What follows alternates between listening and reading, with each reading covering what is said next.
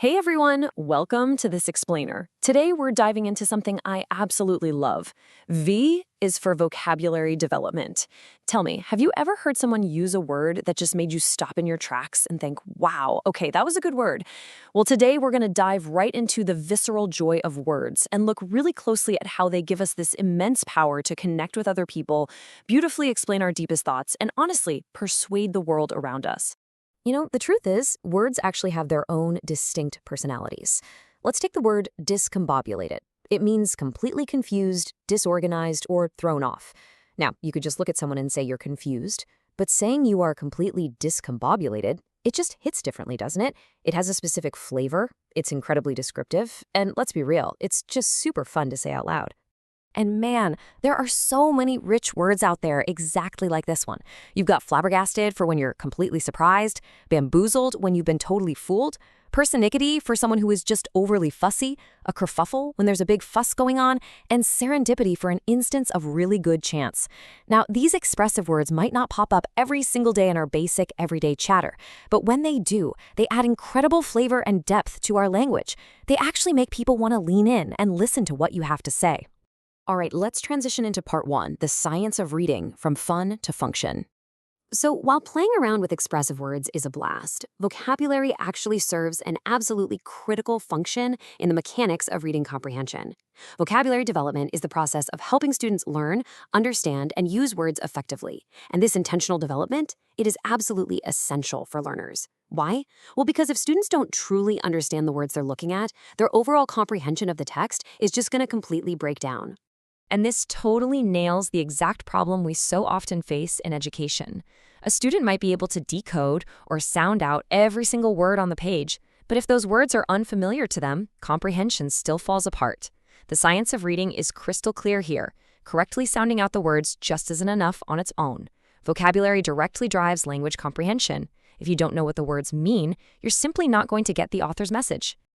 Which brings us to section 2. Instruction, direct versus indirect. Okay, so how do we actually go about teaching this effectively?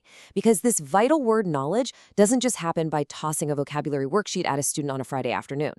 It requires a really strategic blend of two distinct instructional methods. First, you have direct instruction.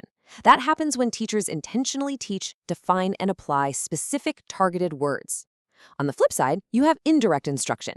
This happens a bit more organically, through rich, everyday conversations, teacher read-alouds, and lots of wide, independent reading.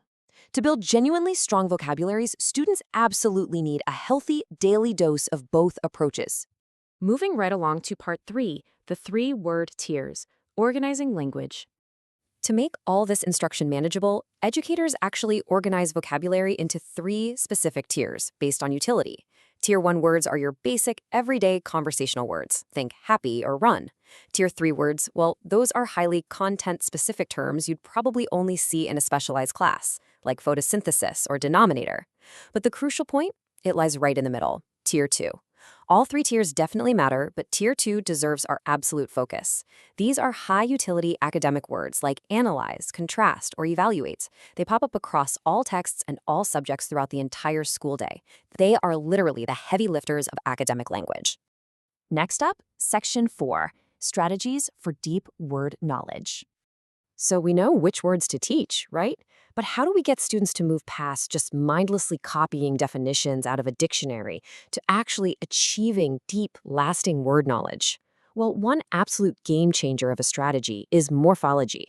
It's like a giant puzzle.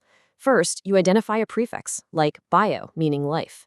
Second, you look for a root, like lology, meaning study of. Third, you smash them together to unlock the meaning. Biology equals the study of life. Understanding prefixes, roots, and suffixes gives students the dynamic tools they need to instantly unlock the meaning of totally unfamiliar words, right while they're in the middle of reading. But wait, there's more. Teachers can also bring these words to life in the classroom by making them highly visible and super interactive. We're talking about having students create detailed word maps, sorting vocabulary words into categories, literally acting them out, or drawing visual representations on paper. Have them hunt for synonyms and antonyms, identify word parts, and actively discuss these new words with their peers. Because here's the secret. The more distinct angles from which a student interacts with a word, the better that word is going to stick in their long-term memory. And all of that brings us to this absolutely vital concept: deep word knowledge. This goes way, way beyond a standard dictionary definition.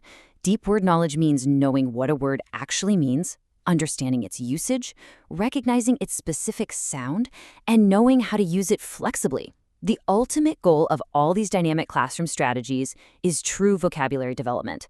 We want a student to be able to use a new word flexibly and meaningfully in their own writing and speech.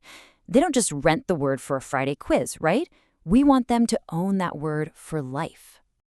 Finally, Section 5, the core imperative, vocabulary is equity. So, we've talked about the teaching methods and the pedagogy, but let's take a second to uncover the profound core of why this truly, really matters. Students do not all come to school with the same language experiences, meaning schools must be intentional about giving all students access to words. Because students arrive in our classrooms with vastly different levels of exposure to rich academic language at home, schools have to intentionally provide equitable access to these words. It is our educational responsibility to bridge that gap. Because when teachers build vocabulary, they are literally building opportunity. Teaching vocabulary is so much more than a routine academic exercise or just checking off a box on a curriculum guide. It is actively building a student's future opportunities, leveling up their reading comprehension, and giving them the overall confidence they need to navigate the world around them. Simply put, words open doors. They're the literal keys to new environments. They give students the essential tools they need to explain their complex thinking, to fiercely advocate for themselves, and to participate fully in advanced academic and professional conversations. Without the right words, far too many of those doors just stay closed. And beyond just academics, words help students name what they feel and show the world exactly how brilliant they are. I just think that's such a beautiful thought. Ultimately, a robust vocabulary empowers students to confidently process their own internal emotions, articulate their big ideas, and show the outside world exactly who they are. It gives them their voice, loud and clear. So as we wrap up this explainer, I want you to think back to how you learned your own favorite word. Was it total serendipity, or was it a really great teacher? I challenge you to go out there and use a word today that leaves someone completely flabbergasted. But before you do, ask yourself this. What is one idea about vocabulary development that you will remember or apply to help your own students fall in love with language?